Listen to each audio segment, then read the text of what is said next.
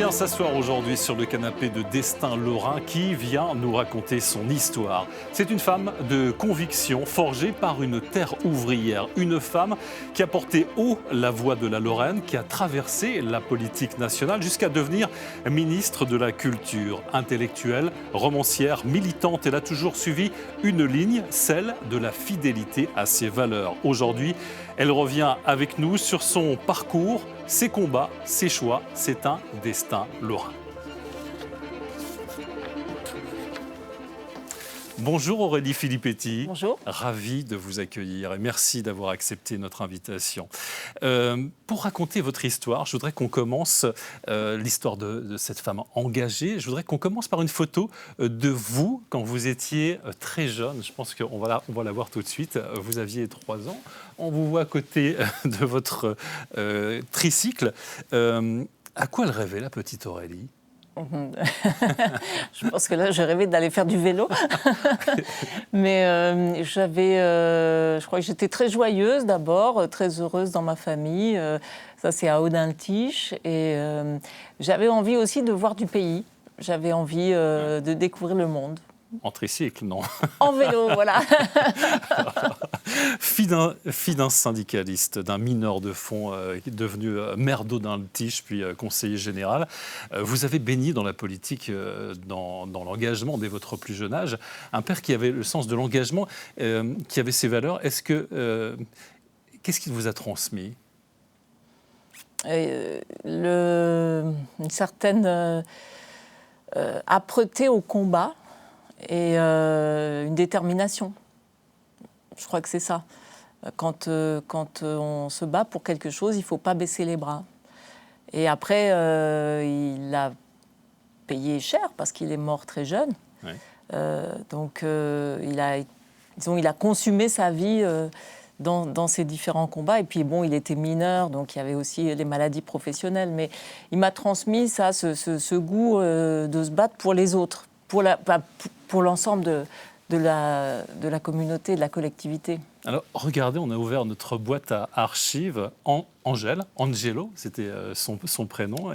Il réagissait à des agressions racistes sur sa commune. C'était en 1989. On l'écoute parce qu'il y a quelque chose d'intéressant. Regardez. Audin-le-Tiche, comme je vous l'ai dit, a été marqué durement. Il n'y a qu'à regarder à l'entrée d'Audin-le-Tiche. Le monument à la déportation a été marqué durement par le fléau qu'est le nazisme.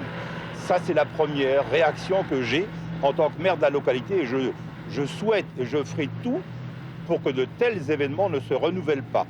Et en second lieu, il est vrai qu'ayant été touché personnellement par le nazisme d'une façon importante, je ne peux pas ne pas m'insurger quand je vois de telles méthodes qui me rappellent un bien triste souvenir. Quand vous revoyez votre père, quand vous entendez votre père, à quoi vous pensez ? Oui, je me souviens, il y avait des militants skinheads d'extrême droite qui avaient fait une agression. Et évidemment, je pense que toute sa vie, il a été marqué par ça, parce que son père était mort en camp de concentration pour fait de résistance.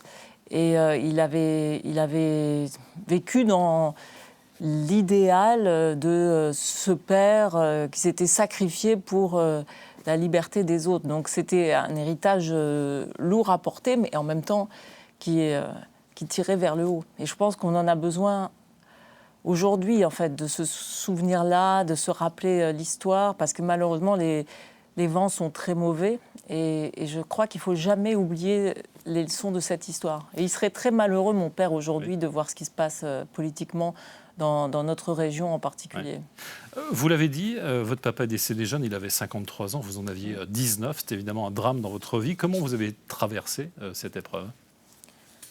C'était difficile parce que c'est vrai, j'étais jeune et il a été malade. Donc j'ai eu un sentiment d'injustice. Ça a contribué d'ailleurs à créer en moi, à renforcer plutôt ce sentiment, ce désir de me battre pour les autres et singulièrement pour aussi les ouvriers, les employés dont la plus grande injustice pour moi dans la vie, c'est l'injustice dans l'espérance de vie.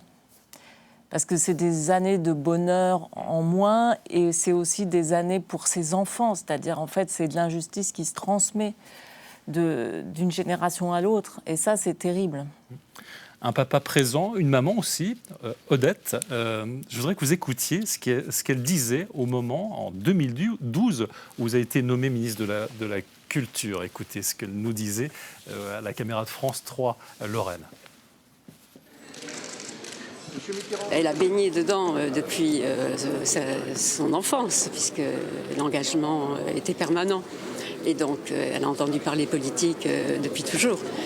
Mais je crois que c'est la disparition de son papa qui a fait qu'elle a voulu s'engager sur le même chemin que lui. Elle a raison.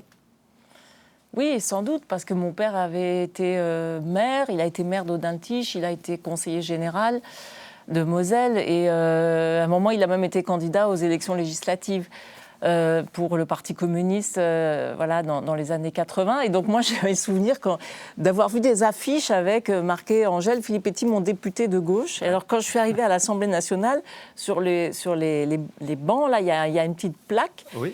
Et il y avait juste l'initiale de mon prénom. C'était A. Filippetti. Alors ça, j'avais l'impression que c'était mon père. C'était votre père. Ouais. Pourtant, c'était vous. Votre père aurait dit quoi, selon vous, de votre parcours ? Bon, c'est pas à moi de le dire, mais j'espère qu'il aurait été fier. Je pense qu'il aurait été heureux et qu'il aurait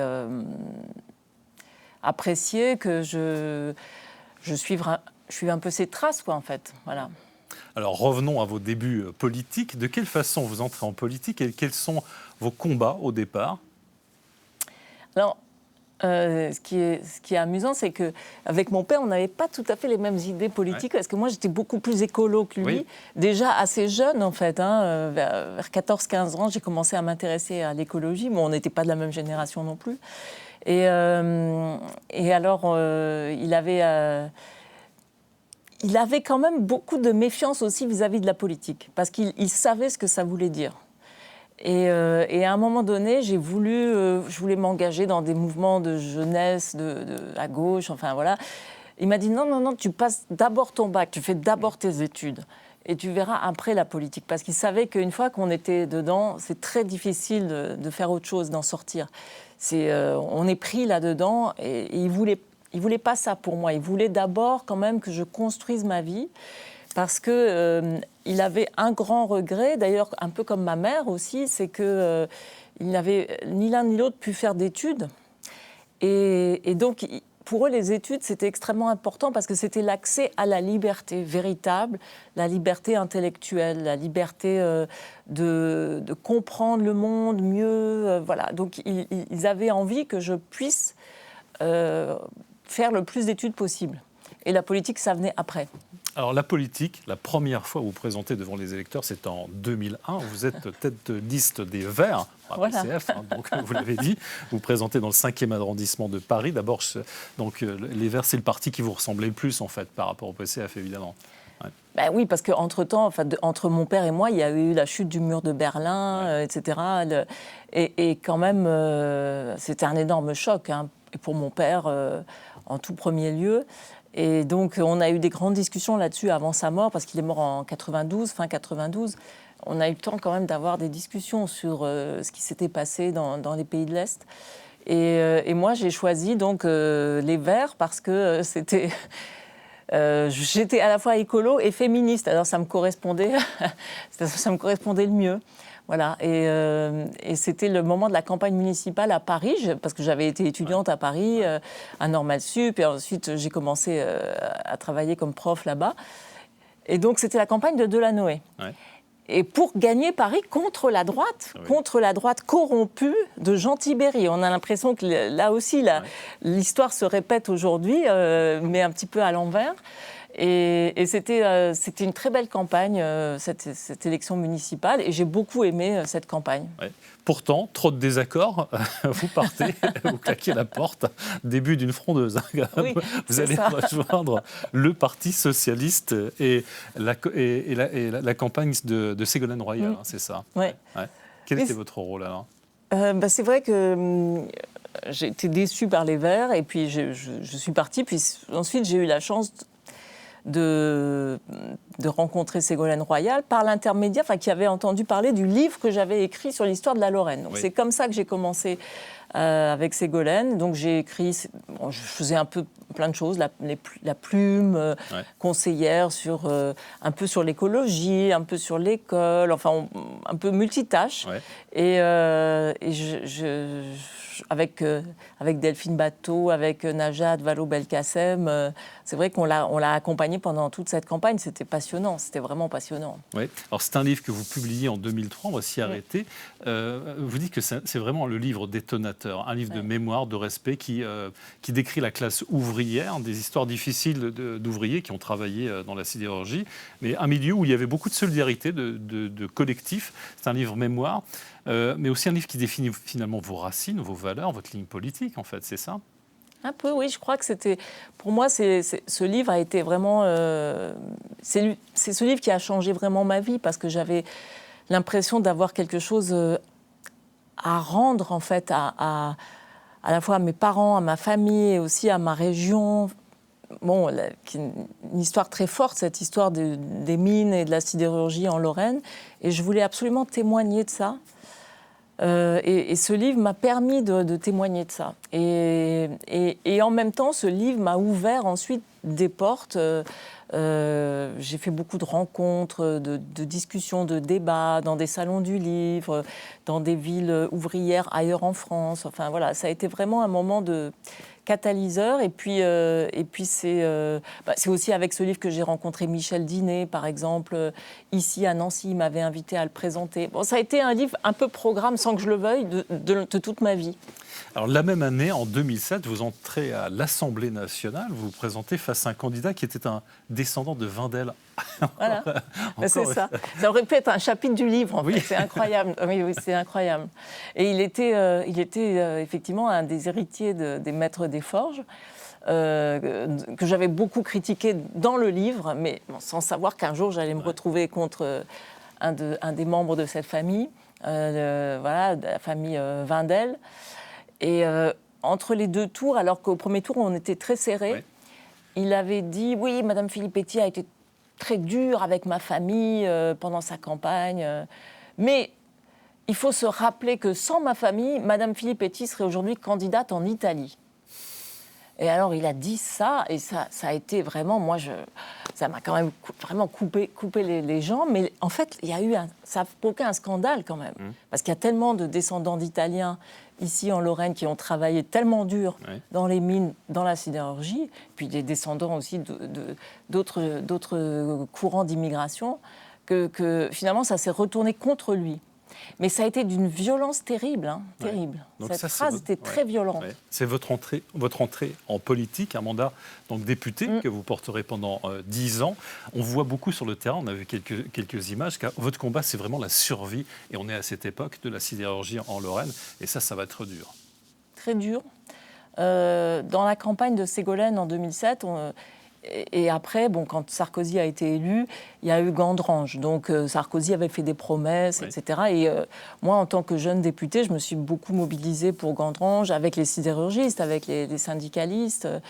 Et puis, Gandrange, malheureusement, a été fermé. On le sait, ça a été trahison de Sarkozy. Et après, en 2012, avant 2012 arrive Florange, et qu'on voit sur les images.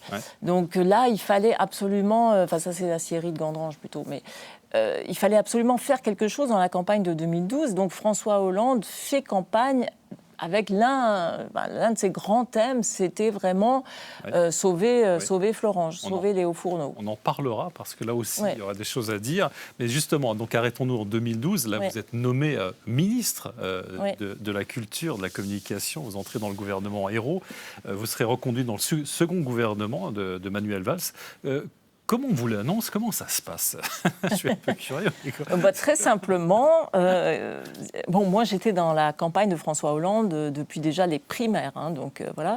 Et puis ensuite, il m'a chargé du dossier de la culture et de la communication dans son équipe de campagne. Donc c'était bon, disons un peu logique, mais il n'y a jamais de logique dans ces choses-là. Ouais, Donc jusqu'au dernier moment, on ne sait pas. Et il ne m'a jamais promis quoi que ce soit avant non plus. Donc moi, j'étais jeune, j'avais 38 ans, donc j'étais pas, je m'attendais. Je me disais qu'il valait mieux ne s'attendre à rien.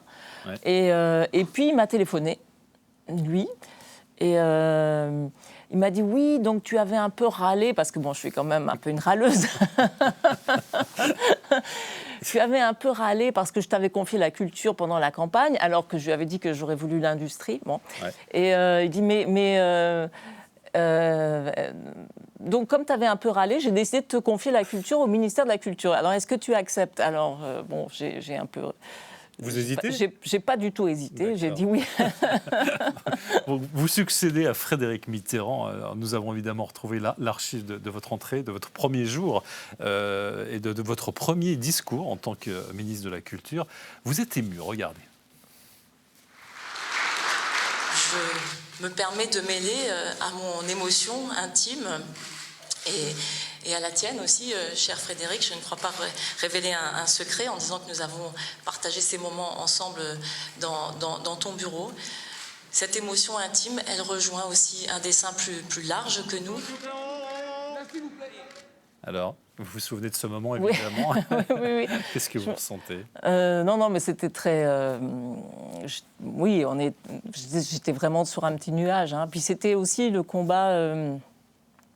C'était le combat vraiment de plusieurs années pour que la gauche revienne au pouvoir dans ce pays. Donc on avait fini par gagner voilà, on pensait qu'il allait y avoir de grandes choses qui allaient être faites par toute notre équipe. Voilà, donc c'était un moment pour moi très, très émouvant parce que personnellement, évidemment, je pensais à mon père, je pensais à mon grand-père, mes grands-parents immigrés italiens, je pensais à ma famille en Lorraine, ma tante, mon oncle, enfin voilà. Mais il y avait aussi cette dimension collective.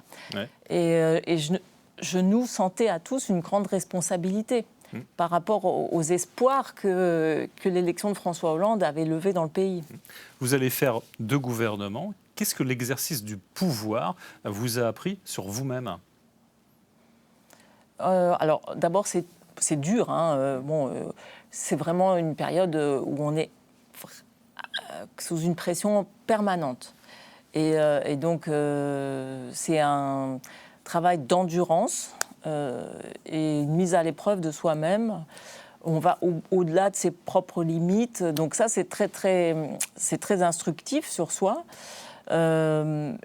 Et je pense que ça m'a appris que j'étais capable de quitter le pouvoir aussi. Donc ça, c'est quand même quelque chose d'assez réjouissant. Parce que je pense qu'il n'y a rien de pire en politique que les gens qui s'accrochent au pouvoir. Oui, parce qu'on va le dire, le 25 août 2014, vous dites stop. Et pourtant, on vous avait expliqué l'attention que vous pouviez poursuivre. Et pourtant, vous dites non, je ne continuerai pas. Pourquoi ? Vous n'êtes plus aligné sur la politique menée Oui, j'ai été déçue, très déçue, parce que j'avais... je vous l'ai dit, mais on avait tous ce grand espoir et cette grande responsabilité. Et il y a eu un certain nombre de choses qui ont provoqué ma déception. Et malheureusement, je pense que ceux qu'on a appelés les frondeurs à ce moment-là, et dont j'ai fait partie ensuite, après mon départ du gouvernement, ouais. On a simplement été... On voulait être comme des alarmes, en fait, pour François Hollande, en lui disant « ça ne va pas, les gens dans le pays ne sont pas contents, donc il faut changer quelque chose ». Parce que sinon, on va à la catastrophe. Et c'est ce qui s'est passé. Ouais. Parce qu'en 2017, on a tout perdu. En 2012, la gauche avait tous les leviers, enfin même le Sénat était à gauche, voilà. Et en 2017, on n'avait plus rien. Ouais. Et dans une interview à Mediapart en 2014, vous dites ce qui ne passe pas pour vous.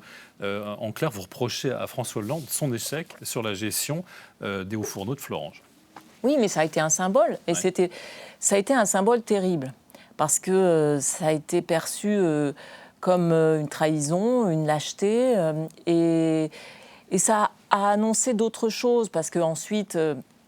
Après mon départ du gouvernement, il y a eu la déchéance de nationalité, il y a eu la loi travail, il y a eu faire venir Macron au ministère de l'économie, enfin voilà, des choses comme ça. Donc malheureusement, les hauts fourneaux de Florange ont été le symbole de ce qui allait nous conduire à l'échec. Ouais. Et vous l'avez dit, donc vous allez prendre vos distances avec le PS, et c'est un euphémisme, vous faites partie, vous l'avez dit, des 39 députés socialistes dits les frondeurs à s'abstenir sur le budget 2015. La liberté de conscience au-delà des partis, c'est votre façon de faire, c'est votre marque de fabrique? Je pense que c'est indispensable, c'est une éthique. Et quand on fait de la politique, on doit aux électeurs qui nous ont fait confiance une honnêteté qui est de leur dire si un jour je pense que ce que je suis en train de faire ne correspond plus à ce pourquoi vous m'avez élu, je dois partir. Et ça, pour moi, c'est indispensable. Sinon, on trahit ses électeurs et on se trahit soi-même. Et vous le prouverez en octobre 2017 en soutenant une liste dissidente aux élections sénatoriales. Vous serez exclu du Parti socialiste par la Fédération de Moselle, exclu à perpétuité. Comment vous le vivez? Alors quand même très mal, mais non, c'était incroyable parce qu'il y a des gens qui avaient soutenu Macron. Moi j'ai quand même été porte-parole. J'ai quand même été dans la campagne de Ségolène Royal, dans la campagne de François Hollande et dans la campagne de Benoît Hamon en 2017. Et ensuite, il y a les élections sénatoriales où, avec mes amis du Parti socialiste de Moselle, on en avait assez de certaines méthodes de la Fédération socialiste et certains de mes amis décident de faire une liste dissidente, mais avec des socialistes et des gens de gauche. Et j'ai fait un petit mot de soutien à cette liste parce que c'était mes amis. J'ai été exclue pour ça. Et exclu à vie, peine qui sera commuée ensuite, parce que j'ai fait un recours, donc ça sera commué en 2 ans d'exclusion. Mais au même moment, il y a des gens qui avaient soutenu Emmanuel Macron à la présidentielle dès le premier tour, donc contre le candidat du Parti socialiste. Ces gens-là n'ont jamais été exclus du Parti socialiste. Donc ça, c'était quand même un comble. Et c'était des règlements de compte personnels contre moi, de la part de personnes qui avaient en fait jamais accepté que j'arrive dans le paysage en Moselle. Ouais. Malheureusement, c'est aussi, je dois dire, c'est aussi parce que j'étais une femme et que les femmes en politique, c'est quand même aussi beaucoup plus difficile. Ouais. Le sexisme dans la politique, vous l'avez vécu. Ouais. Ah oui, énormément, oui. Mais d'une manière inimaginable. Alors je trouve quand même que les choses ont énormément progressé depuis MeToo, là, depuis 2017, très peu de temps, depuis 5-6 ans peut-être. Mais non, c'était terrible. Et je l'ai vécu... mais vraiment, j'ai pris ça en pleine figure à de très nombreux moments de ma vie. Encore une fois, je pense que cette exclusion du PS, elle est aussi beaucoup teintée de misogynie. La politique aujourd'hui, avec le recul, vous en dites quoi? Vous voyez beaucoup de Français qui sont déçus par la politique, par les politiques. Vous y croyez encore, vous? J'essaye de ne pas être désespérée parce que malheureusement, je pense qu'il faut que là, on se retrousse les manches tous et qu'on se batte, mais pour quelque chose de très très précieux qui est notre liberté démocratique. Parce que j'aurais jamais pensé un jour avoir peur que l'extrême droite arrive au pouvoir dans le pays. Et là, maintenant, j'en ai peur. Et je me dis, mais il n'y a pas de fatalité à ça. Il n'y a pas de fatalité. Mais ça veut dire que chacun d'entre nous, on a une responsabilité. Il ne faut pas reproduire les erreurs du passé, mais vraiment pas. Ouais. On ne prend pas ce risque-là. Alors aujourd'hui, vous avez quitté la politique, vous avez été prof à Sciences Po pendant quelques années, vous êtes directrice des affaires culturelles de la ville de Paris, aux côtés d'Anne Hidalgo. Et l'avenir pour vous, aujourd'hui, demain, comment vous l'envisagez ? Alors, d'abord, je n'ai jamais vraiment eu de plan de carrière en tête, donc je ne sais pas très bien ce qui va nous arriver ni m'arriver dans les prochains mois ou années. Ce que je sais, c'est que là, j'ai décidé de rejoindre le mouvement Place Publique parce que, comme je vous le disais, je pense qu'il faut qu'on fasse tous quelque chose là, à gauche pour empêcher l'extrême droite d'arriver. Et donc, ça m'ennuyait d'être complètement Vous souhaitez jouer un rôle ? Travailler en tout cas, travailler sur le plan des idées, travailler sur le plan de la mobilisation, enfin voilà, sur la réflexion, par exemple là sur tout ce qui se passe sur l'audiovisuel public. Bon, j'ai quand même une certaine expérience en tant qu'ancienne ministre sur ces questions-là et vraiment le service public audiovisuel, c'est l'un des piliers de la démocratie. Il n'y a pas de démocratie sans service public audiovisuel et un service public indépendant. Et ça n'a rien à voir avec après ce que pensent, votent les journalistes. Heureusement, les journalistes, les animateurs de télé, etc., ils ont le droit, comme tout un chacun, d'avoir des opinions. Mais ils font bien leur travail, comme chacun d'entre nous. Un médecin fait son travail, mais en même temps, il a le droit d'avoir des opinions politiques. Un boucher, un tailleur de pierre, etc., un artiste. Mais s'il n'y a pas de service public, il n'y a pas de démocratie. Donc voilà, j'ai envie de me battre sur des questions comme ça.